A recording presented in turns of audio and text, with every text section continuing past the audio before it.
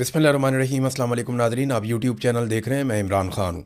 सबसे पहले तो पेट्रोल की कीमत के हवाले से मैं आपको एक मरतबा फिर बता दूँ कि पाकिस्तान में पेट्रोलियम मसनूआत की कीमतें रोज़ाना की बुनियाद पर बढ़ रही हैं। और मेरा अंदाज़ा ये था कि 2 रुपये 3 रुपये रोज़ाना बढ़ाया करेंगे, तो ये जब हम 1 महीने के बाद या 15 दिन के बाद देखेंगे तो ये कीमत 20-25 रुपये बढ़ जाया करेगी। लेकिन इन्होंने रफ्तार उससे ज़्यादा रखी है। इस वक्त जो सूरत हाल है पेट्रोल और डीज़ल की कीमतों में इजाफे के हवाले से, गुज़िश्ता 4 दिनों में लगातार कीमत बढ़ाते बढ़ाते डीज़ल की कीमत में 44 रुपये का इजाफा किया है सरकार ने, जबकि पेट्रोल की कीमत में भी काफ़ी इजाफा कर दिया। तो ये इस तरीके से पेट्रोलियम मसनूआत की कीमतें बढ़ा रहे हैं। जब रोज़ाना बढ़ाते हैं तो उन्हें ये खबर नहीं आती कि 30 रुपये बढ़ गई, 20 रुपये बढ़ गई। वो रोज़ाना कभी 10 रुपये बढ़ाते हैं, कभी 12 रुपये बढ़ाते हैं, कभी इससे कम या इससे ज़्यादा बढ़ाते हैं, कभी 7 रुपये बढ़ाते हैं, कभी 6 रुपये बढ़ाते हैं। तो वो इस तरीके से थोड़ी थोड़ी करके, यानी पेट्रोल की कीमत अभी मेरे ख्याल में 6 रुपये और बढ़ाई है। एक दिन पहले उन्होंने कम की थी 35 पैसे। जब कम करते हैं तो 10 पैसे, 20 पैसे, 50 पैसे। जब बढ़ाते हैं तो बहुत ज़्यादा बढ़ाते हैं। तो अब ये एक तरीका रह गया आवाम की जेबें काटने का। क्योंकि मैं जेबें काटने की बात इसलिए कर रहा हूँ कि जो लेवी वसूल की जा रही है वो लगभग 80 रुपये से ज़ायद है। जब आप इतनी बड़ी मिकदार में टैक्सेस लेंगे एक प्रोडक्ट के ऊपर, और वो लेवी की मद में आप लेंगे जिसकी कोई जस्टिफिकेशन नहीं है, तो आप एक्चुअली मुनाफा कमा रहे हैं, पाकिस्तानियों की जेबों पे डाका डाल रहे हैं। और यही एक तरीका रह गया है मौजूदा सरकार के पास पैसे इकट्ठे करने का। बिजली महंगी करो, गैस महंगी करो, पेट्रोल महंगा करो और ज़रूरियात ज़िंदगी को महंगा कर दें। मिसाल के तौर पे जो लोग गाड़ियों के ऊपर ट्रैवल करते हैं एक शहर से दूसरे शहर में, उन्हें इस बात का अंदाज़ा है कि जो टोल प्लाजा थे जितने भी, जहाँ पे पहले वो टैक्स दिया करते थे बहुत कम, उनमें 200-200, 300-300% तक इजाफा हुआ है। और रजीम चेंज ऑपरेशन के बाद से लेकर अब तक तो कई जगहों पे 400% तक का भी इजाफा हुआ है टोल टैक्स के अंदर। तो ये पैसा पाकिस्तानियों की जेबों से जा रहा है। अब पैसे इकट्ठे करने के वो तरीके ढूंढे जा रहे हैं जो माजी में नहीं होते थे। यानी आवाम को रिलीफ दिया जाता था और कोशिश की जाती थी कारोबार में से पैसा निकाला जाए। कारोबार तो पाकिस्तान में चल नहीं रहा, तो पैसा कैसे निकालेंगे? और झूठ इनकी ज़ुबान के ऊपर है।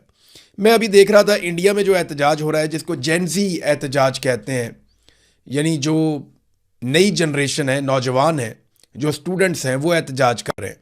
बड़े पैमाने पे वो निकले हुए हैं और वो अपने हुकूक मांग रहे हैं। पहले दिन भी लड़ाई होती रही, दूसरे दिन भी। फिर राहुल गांधी जो है उनको जिस तरीके से उठा के वहाँ से निकाला गया, जो अपोजिशन के लीडर हैं, वो मनाजिर भी सबने देखे। नरेंद्र मोदी के घर के बाहर वो एहतजाज करने के लिए पहुँचे और जो नौजवानों के साथ अब मारा मारी हुई, हाथापाई हुई, ये सारे मनाजिर हमने देखे। लेकिन मज़े की बात यह है कि पाकिस्तान के अंदर वो सहाफ़ी जो पाकिस्तान में डी चौक का कत्लेआम हो या मुरीदके का कत्लेआम हो या कश्मीरियों का कत्लेआम हो, इन सारी चीज़ों को जो सहाफ़ी जस्टिफाई करते रहे, इंसानों पर बदतरीन तशद्दुद को खुशखबरी बना बना कर पेश करते रहे कि जनाब इतने बंदों के सर खोल दिए गए, इतने बंदों की तबीयत साफ़ कर दी गई और जनाब ये किया गया। जो लोग बेचारे तशद्दुद के मारे थे, जो ज़ख्मी थे, उनका मजाक उड़ाते रहे। तो वो आज भारत में नौजवानों के एहतजाज और लाठी चार्ज को दुनिया का सबसे बड़ा जुल्म करार दे रहे हैं। और वो नरेंद्र मोदी के खिलाफ एक बयानिया बना रहे हैं और वो कह रहे हैं भारत में इनकलाब आ रहा है, नरेंद्र मोदी उसका रास्ता रोक रहा है। वो कितना जालिम है। जिन्होंने पाकिस्तान में गोलियां चलने को कभी जुल्म नहीं कहा, वो इंडिया के अंदर लाठी चलने को जुल्म कह रहे हैं। देखिए, पाकिस्तान में और भारत में जो डीलिंग है नौजवानों के साथ या एहतजाज करने वालों के साथ, उसमें क्या मुख्तलिफ है। किसानों ने बड़ा लंबा एहतजाज किया था इंडिया में, बहुत भरपूर एहतजाज किया था, लेकिन उनके ऊपर गोलियां नहीं चलाई गई, उनके बंदे बहुत बड़ी तादाद में नहीं मारे गए। इसी तरह से नौजवानों ने जो एहतजाज किया, इसमें एक आदमी को भी गोली नहीं लगी। यानी वहाँ कितने लोग गोलियों से भून दिए गए? मेरा एक सवाल ये है, कितने लोग अभी तक, कितने नौजवान जबरी तौर पे भारत में गुमशुदा किए गए? मेरा दूसरा सवाल ये है। मेरा तीसरा सवाल ये है कि क्या भारत में इंटरनेट बंद कर दिया गया? भारत में सोशल मीडिया को बैन कर दिया गया? मेरा चौथा सवाल ये है कि कितने नौजवान हैं जिनके ऊपर दहशतगर्दी के मुकदमात दर्ज करके उन्हें दहशतगर्द करार दे दिया गया? मेरा पांचवा सवाल ये है कि गद्दारी के कितने सर्टिफिकेट्स बांटे गए और ये कहा गया कि ये सारे नौजवान गद्दार हैं और इनकी डोरियां को बैरूनी साजिश और ये वो इस किस्म के बयानिए कोई बड़ी शिद्दत के साथ नहीं चल रहे भारत में। यानी मुझे हैरत होती है कि पाकिस्तान ने कुछ भी जमहूरियत नहीं सीखी। बार बार यहाँ पे मार्शल लॉ लगा, 4 मरतबा तो यहाँ पे डिक्टेटर्स आए, तो उन्होंने पाकिस्तान में जमहूरियत को पनपने ही नहीं दिया। आज भारत की पुलिस नौजवानों पे लाठी ज़रूर चलाती है, ये तो यूरोप में भी चलाते हैं। दुनिया के हर मुल्क में ये होता है कि जब हुकूमत अपने आप को ख़तरे में महसूस करती है या उन्हें लगता है कि नौजवान या अवाम कोई लाइन क्रॉस कर रहे हैं तो वो ताकत का इस्तेमाल करते हैं, लेकिन एक लिमिट तक करते हैं। आंसू गैस चला देते हैं, धक्के देते हैं, बाज़ औक़ात लोगों को कुछ देर के लिए हिरासत में लिया जाता है, बाज़ औक़ात लाठी चार्ज किया जाता है। लेकिन यहाँ क्या हो रहा है पाकिस्तान में? सीधी गोलियाँ मार दो, बंदों को जबरी तौर पे लापता कर दो, सोशल मीडिया को मुकम्मल तौर पे बंद कर दो, जो आवाज़ निकाले उसकी आवाज़ को दबा दो। इंडिया में इन नौजवानों के घरों पे चादर और चारदीवारी का तकद्दुस पामाल नहीं किया गया। ये जो नौजवान हैं इनके घरों को भी पता है, इंडियन पुलिस को, उनकी हुकूमत को, वो इनके नामों को भी जानते हैं। इंडिया में ये नहीं कहा गया कि तमाम नौजवानों के नाम जो हैं वो यूनिवर्सिटी से कटवा दिए जाएंगे। पाकिस्तान में तो ये कहा जाता है ना। तो इंडिया में जमहूरियत पनप रही है इन एहतजाजों के नतीजे में, और पाकिस्तान का मीडिया इसको ग्लोरीफाई कर रहा है। लेकिन पाकिस्तान में जो एहतजाज होते हैं, कश्मीरी बैठे हैं कहते हैं शरपसंद है, गद्दार है। बलोच निकलते हैं, उन्हें कहते हैं जी गद्दार है, शरपसंद है, दहशतगर्द है। पठान निकलते हैं, उनको भी यही कहते हैं। आजकल मौलाना फजलुर रहमान साहब जो हैं वो भी आजकल गद्दार करार दिए गए हैं। पीटीआई भी गद्दार है, टीएलपी के लोग दहशतगर्द थे, वो भी गद्दार हैं। बलोच गद्दार, सारे गद्दार हैं पाकिस्तान में। लेकिन इंडिया में इस किस्म के सर्टिफिकेट्स नहीं बांटे गए और इंडिया के मीडिया ने इसको किसी और तरह लिया। हाँ, जो गोदी मीडिया है उसकी बहुत बेइज्जती भी हुई ग्राउंड में। ये पाकिस्तान में भी होगा।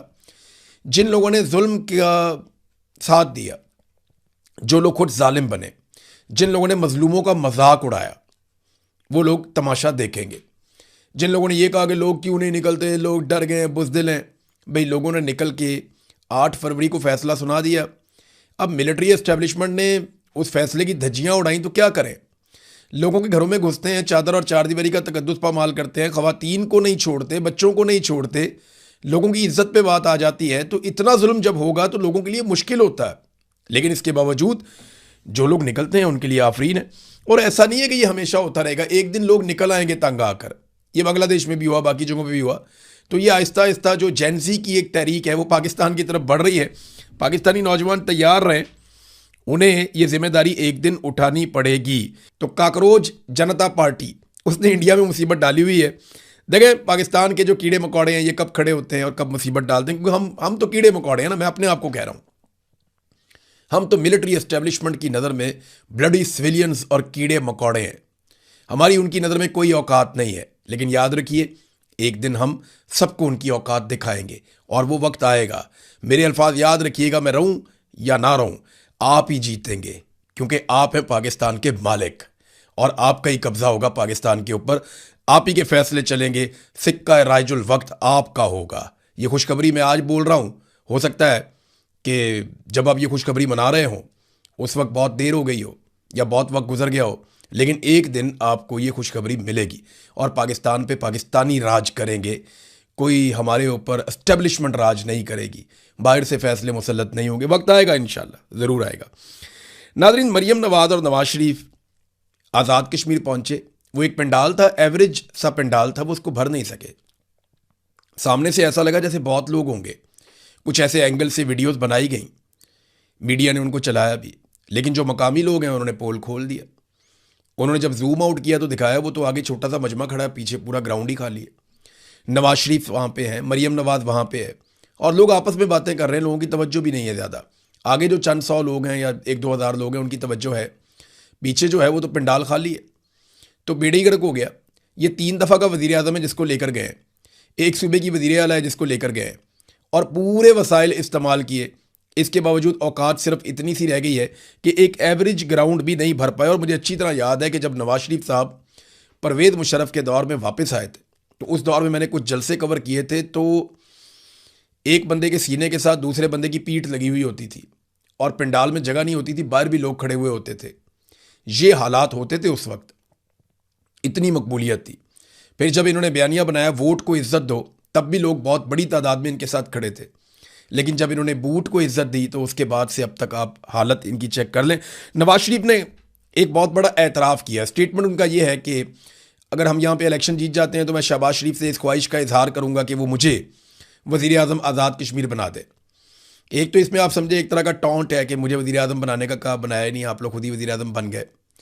दूसरा, नवाज शरीफ ने ये बात का एतराफ़ कर लिया कि अब उनकी नहीं सुनी जाती उन्होंने एतराफ़ कर दिया कि क्योंकि शहबाज शरीफ के बराह रास्त ताल्लुकात हैं फील्ड मार्शल के साथ और मिलिट्री एस्टेब्लिशमेंट के साथ, वो एक पेज पे हैं और उनके साथ मिलकर काम कर रहे हैं, लिहाजा फैसले मिलिट्री एस्टेब्लिशमेंट ने करने हैं या शहबाज शरीफ ने करने हैं, मेरा जोर नहीं चलता। नवाज शरीफ ने दूसरी तरह अपनी बेबसी का इजहार किया है कि अगर मैं आज़ाद कश्मीर का वज़ीर आज़म बनना भी चाहूँ या मेरी ये ख्वाहिश भी है तो मेरा ये बस में नहीं है, मेरा जोर नहीं चलता। मुझे एस्टेब्लिशमेंट और एस्टेब्लिशमेंट का जो सबसे बड़ा अर्दली है शहबाज शरीफ, ये दोनों मिलकर मुझे बना सकते हैं वज़ीर आज़म, मैं खुद नहीं बन सकता। 3 दफ़ा वज़ीर आज़म रहने वाले का ये अंजाम मुझे बहुत तकलीफ़ हुई कि आज वो एक छोटे से इलाके का, एक छोटे से खित्ते का, एक छोटे से मुल्क का वज़ीर आज़म बनना चाहता है और वज़ीर आज़म बनने की ख्वाहिश इतनी है। एक और चीज़ मैंने सोची कि ये ख़ानदान अपने घर से बाहर इक़्तिदार देखना ही नहीं चाहता किसी के पास। यानी एक भाई वज़ीर आज़म पाकिस्तान है, बेटी वज़ीर आला पंजाब है, बाकी सारा ख़ानदान एडजस्ट किया हुआ है। नायब वज़ीर आज़म जो है वो भी अपना रिश्तेदार लगाया हुआ है और अब ख्वाहिश ये है कि एक जगह और इलेक्शन हो रहा है, वहाँ पे जाके मैं वज़ीर आज़म बन जाऊँ। देखा ना, ये पूरे ख़ानदान को हमेशा इक़्तिदार के अंदर रखना चाहते हैं, ये किसी को भी इक़्तिदार में हिस्सा नहीं देना चाहते। इन्हें लगता है इन्हीं का खून ऐसा है जिसे मसनद पे बैठना चाहिए और किसी को मौका नहीं मिलना चाहिए। कश्मीर में 50 के करीब लाशें गिरी हैं, नवाज शरीफ ने उन पे एक लफ्ज़ भी नहीं बोला, मगर वज़ीर आज़म बनने की ख्वाहिश का इजहार किया है। चले, हज़ारों ख्वाहिशें ऐसी कि हर ख्वाहिश पे दम निकले, बहुत निकले मेरे अरमान फिर भी कम निकले। तो नाज़रीन, पिछले 15 साल में से 13 साल से ज़ायद PMLN और पीपल्स पार्टी ने हुकूमत की है आज़ाद कश्मीर पे। यानी 2008 के बाद से अगर आप देख लें तो आज़ाद कश्मीर में पीपल्स पार्टी की हुकूमत है या PMLN की हुकूमत है। बीच में PTI को लगभग 1 साल के लिए हुकूमत मिली, उसके बाद उनकी वफाकी हुकूमत ख़त्म हो गई और वहाँ पे साजिशें शुरू हो गई। तो लगभग जो उन्होंने अपनी हुकूमत इंजॉय की, जो लगता है कि उनके पास वो हुकूमत का सही टाइम था, वो 1 साल था, 1.25 साल था, और 2 साल टोटल उनके पास मिलाकर आप कर लें। लेकिन पीपल्स पार्टी और PMLN ऐसे तकरीर करते हैं वहाँ पे जैसे वहाँ पे कभी उनकी हुकूमत आई नहीं। जिस तरह वो मसाइल गिनवाते हैं, जिस तरह वो बताते हैं कि ये भी नहीं बना, वो भी नहीं बना, ये भी नहीं किया, वो भी नहीं किया, वो भाई किसने करना था? इमरान खान को तो 1 साल मिला कश्मीर, बाकी 13-14 साल तो आपके पास रहा और हमेशा से मिलिट्री एस्टेब्लिशमेंट के पास है। अगर कश्मीर में एयरपोर्ट्स नहीं हैं, मोटरवेज नहीं हैं, सारी सहूलियात नहीं हैं, जो 38 उनकी डिमांड्स हैं उनमें ज़्यादातर वो हैं जो उनके इंफ्रास्ट्रक्चर के बारे में है, उनके लोगों के बारे में, उनकी डेवलपमेंट और तरक्की के बारे में है। अगर वो सब कुछ उन्हें नहीं मिला तो उसके लिए रिस्पॉन्सिबल तो वही जमातें हैं ना जो वहाँ पे इक़्तिदार में रही हैं। या आप 1 साल वाले इमरान खान के खाते में डाल देंगे सारा कुछ। तो ये ऐसे तकरीरें कर रहे हैं जैसे अपोजिशन है। बिलावल वहाँ तकरीर करता है, ऐसा लगता है कि बिलावल हुकूमत में नहीं, हालांकि हुकूमत बिलावल की है। पिछले जितने अरसे में ये सारा कुछ हुआ, जो खेल खेला गया, वो बिलावल की हुकूमत ने खेला है वहाँ पे आज़ाद कश्मीर ने। ये जो मार कुटाई हुई बिलावल की हुकूमत ने की, कलअदम करार दिया बिलावल की हुकूमत ने किया, लोगों का कत्लेआम हुआ बिलावल की हुकूमत में हुआ, लोगों के सरों पे इनाम रखा गया बिलावल की हुकूमत में रखा गया।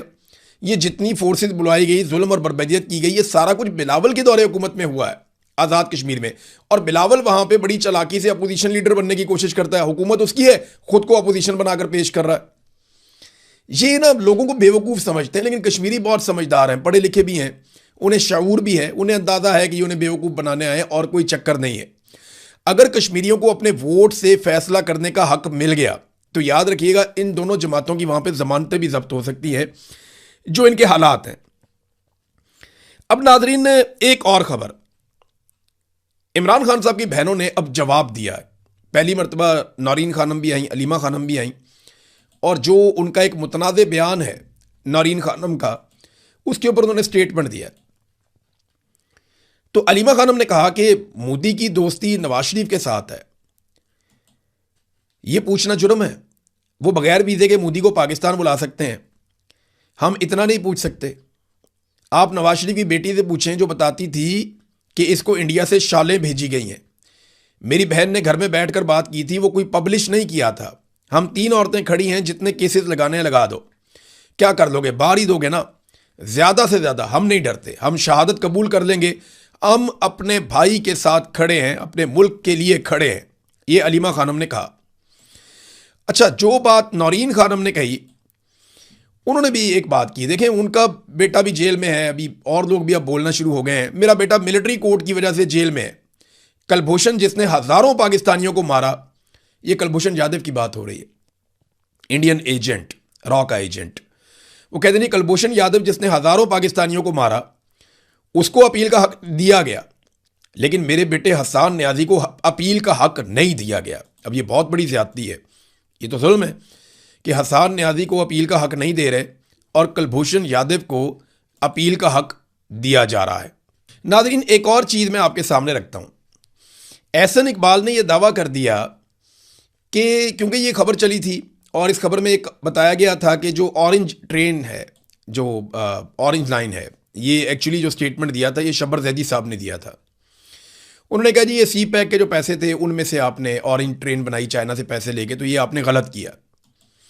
तो एहसन इकबाल साहब ने कहा जी आपकी इतला के लिए अर्ज़ है, लाहौर में ऑरेंज ट्रेन वफाकी हुकूमत के पैसों से नहीं बनी, बल्कि वो 100% पंजाब हुकूमत ने अपने पैसों से और बजट से बनाई थी। एहसन इकबाल का झूठ पकड़ा गया और ये हकायक मैं आपके सामने रख देता हूँ। ये वो डॉक्यूमेंट हैं जो ऑरेंज ट्रेन से रिलेटेड हैं और ये वो तमाम खबरें हैं जो सरकार ने खुद छपवाई हैं।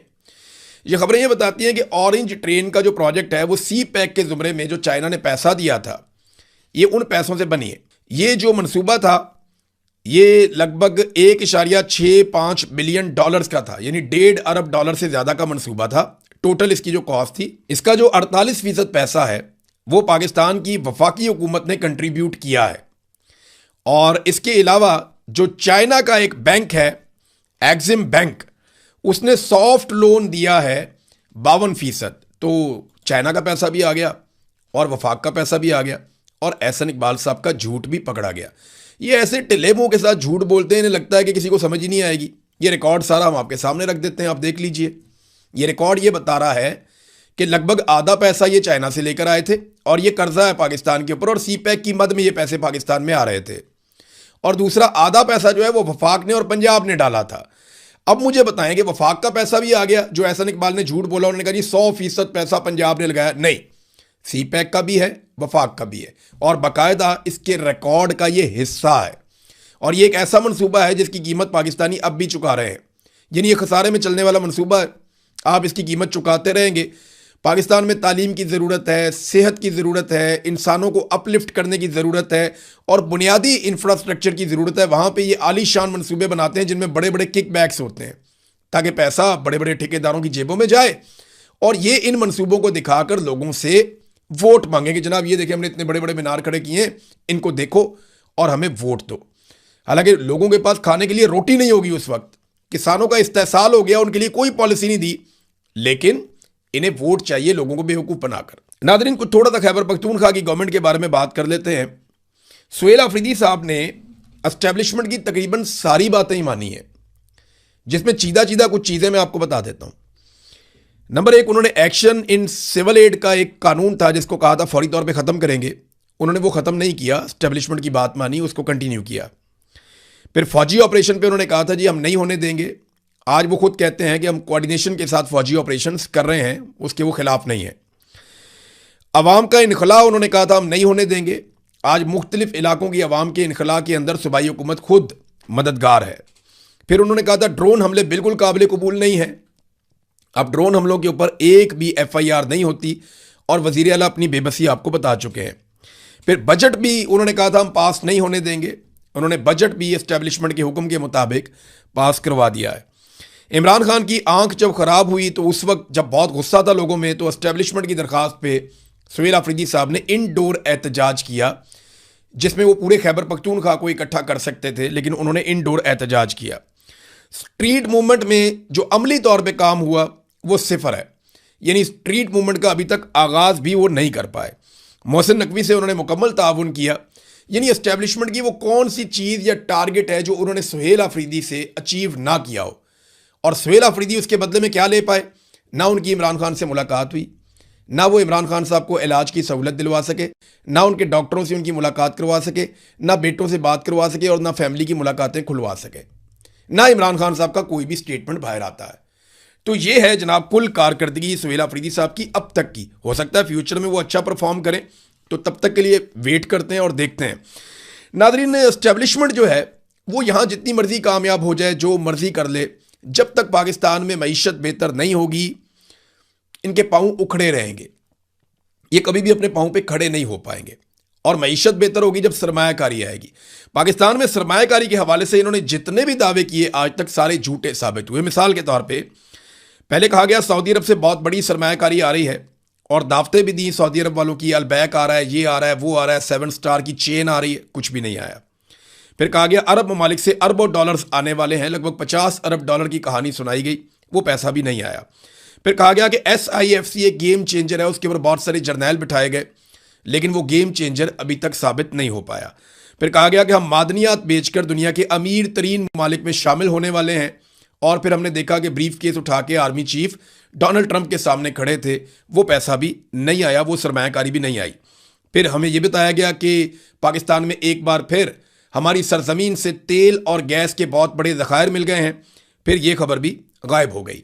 फिर उड़ान पाकिस्तान तरक्की का एक नया रास्ता बनेगा और यहां से पाकिस्तान ऊंची उड़ान की तरफ जाएगा, वो भी नहीं हुआ।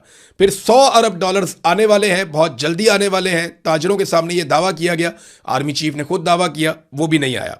ओवरसीज पाकिस्तानियों को पाकिस्तान में बुलाया गया, सरकारी खर्चे और प्रोटोकॉल पे बुलाया गया, 1000 अरब वो लेकर आ रहे थे और उसके लिए कॉन्फ्रेंस भी करवाई गई, वो पैसा भी नहीं आया।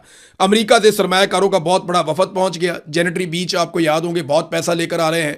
ट्रंप टावर जो है वो पाकिस्तान में बनने वाला है, कुछ भी नहीं हुआ, कोई पैसा पाकिस्तान में नहीं आया।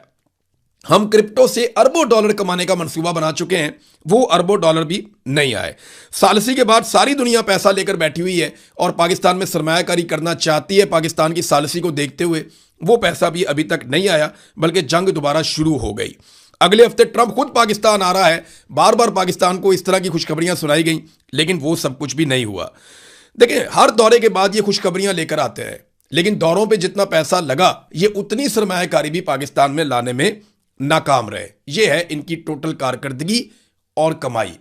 और हालात ये हैं कि अब इनके पोल इनके अपने लोग खोल रहे हैं। जमाते इस्लामी के ताल्लुकात एस्टेब्लिशमेंट के साथ कभी बहुत बुरे नहीं रहे। अब तो जमाते इस्लामी के जो अमीर हैं वो भी फजलुर रहमान के खिलाफ बोल पड़े। उन्होंने कहा और पोल खोलते हुए कहा कि रिजीम चेंज ऑपरेशन में एस्टेब्लिशमेंट के आलाए कार बने हुए थे ये लोग, और अब जब इक्तदार में हिस्सा नहीं मिला तो नाराज हो रहे हैं। सादी सी बात है।